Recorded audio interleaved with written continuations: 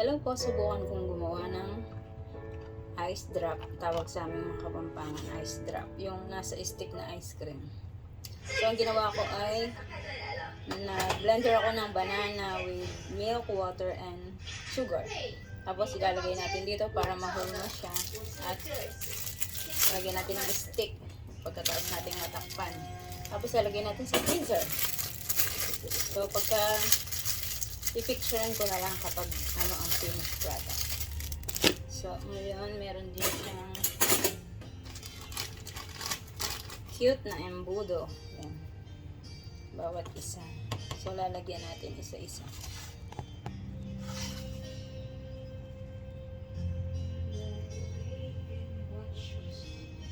Kasama na yung, hindi ko na sinala to.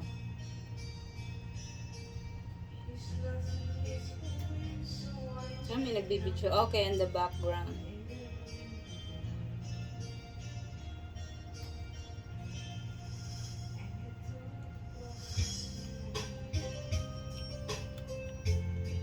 Ganda ng music.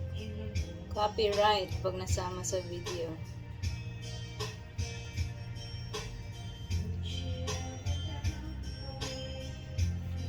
Bakit ba ginagamitan ko pa ng embudo?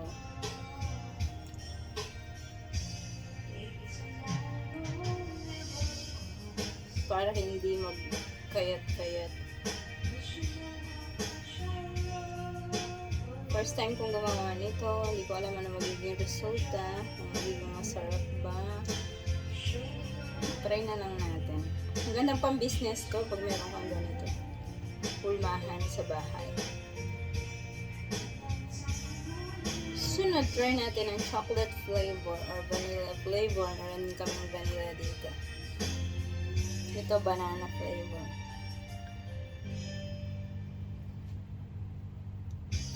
So, ayan na siya. Madami pang natira.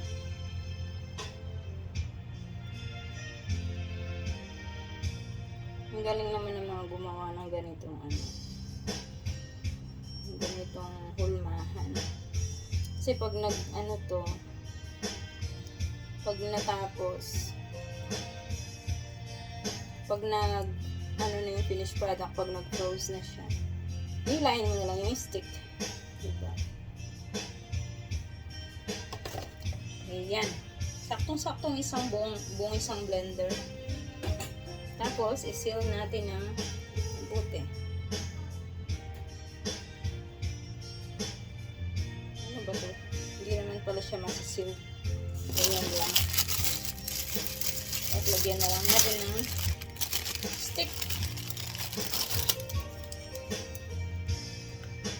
Isa-isa. Ay, galing. Nakakatuwa naman ito.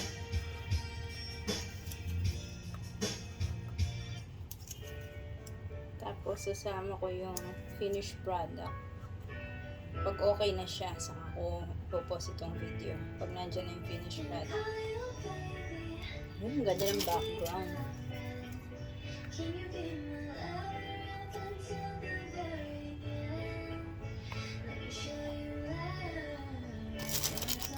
Hindi ko pala naipakita kung ang itsura. Pasilip ko. Yan siya. Yung kanyang level. Tapos yan. Yan.